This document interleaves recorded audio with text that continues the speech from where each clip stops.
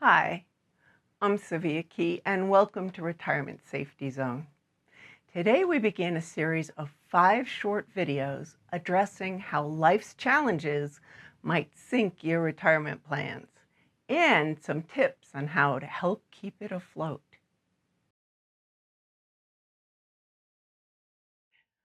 Our first topic is outliving your assets, because the odds are these days that you'll live a long time after you retire. That is the good news. But the bad news is that you'll need enough assets to provide retirement income for those long years ahead. Otherwise, you risk outliving your money. Most women live longer than most men, and often the woman is the younger of the spouses. That puts more women than men at risk of running out of money before they die. And this problem is complicated by the fact that some retirement income is tied to one person's life. For example, a retired couple may be able to live comfortably on both spouses' Social Security income. But when one spouse passes away, that can result in the surviving spouse struggling to make those ends meet. Another similar example is if one spouse has a large pension that ends when they die, the loss of that pension income can mean poverty for the surviving spouse. What can you do to protect your income during your life and continue to protect your partner after you die? Well, our top tip is to pay off major debts first. Debt payments cut into your available income. And in retirement, most people are living on fixed incomes, meaning that debt payments are like a leech attached to your savings.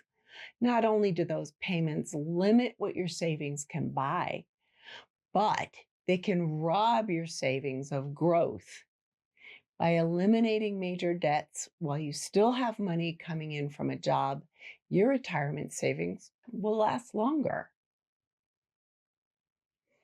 The second tip is to buy needed guaranteed income.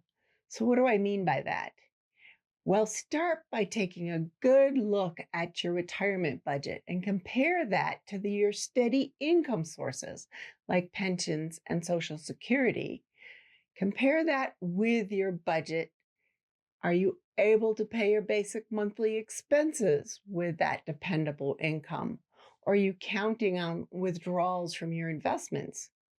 If you're counting on investment withdrawals, definitely consider purchasing an annuity to cover the gap.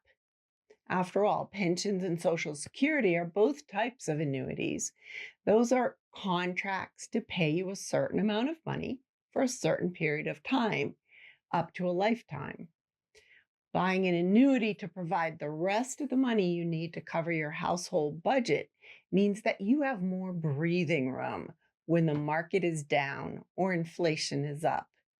With your budget covered, you may be able to wait for better market circumstances before you withdraw additional income, and that leaves you with more savings for later. And the third tip is to use those savings wisely. By keeping your monthly withdrawals modest early on, you'll have more money available to you later in life. Modest withdrawals will help you in 2 different ways. 1, your nest egg stays bigger longer. 2, you'll have more growth on that nest egg because it's bigger longer. And that gives you more money to spend at the end of your life. You should also keep a careful eye on required minimum distribution rules, those famous RMDs, to make sure you withdraw enough money from your tax deferred accounts. The excise tax on required withdrawals that are not taken can cost you up to 50% of what that withdrawal should have been. So don't forget your RMDs, and also don't forget to consider the effect on your income taxes when you're withdrawing money from tax deferred accounts versus tax paid accounts, or accounts you already paid the taxes on before you funded the account. Planning ahead can save you on taxes, which leaves more money in your savings. And our final tip is simply keep working. If your savings aren't stacking up fast enough to be able to cover those expenses in retirement, you may want to consider working longer. And when you're working, remember to budget in the savings that you need to make so that you can retire. There are a lot of possibilities. At your very same workplace, or at least in your same job, you might be able to continue working. On the other hand, if your job is valuable enough to the company, they might consider taking you on as a consultant.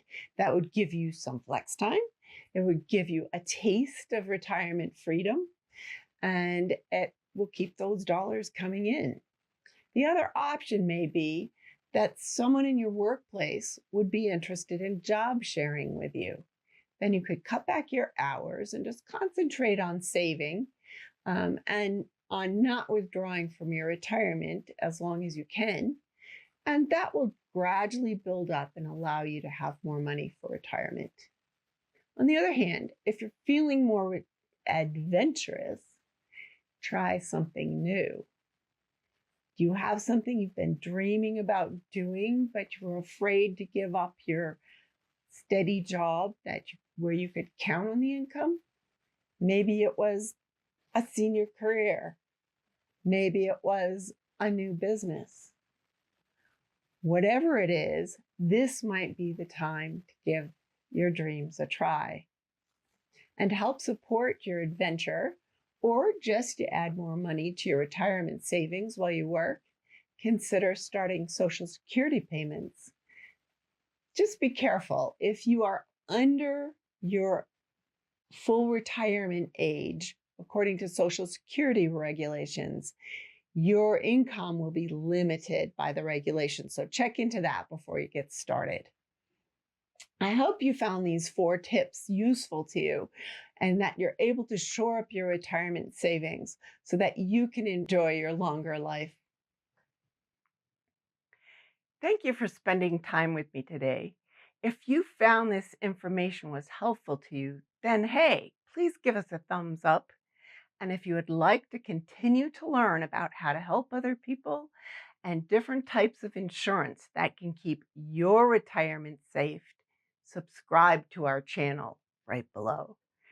Thanks, and enjoy the rest of your day.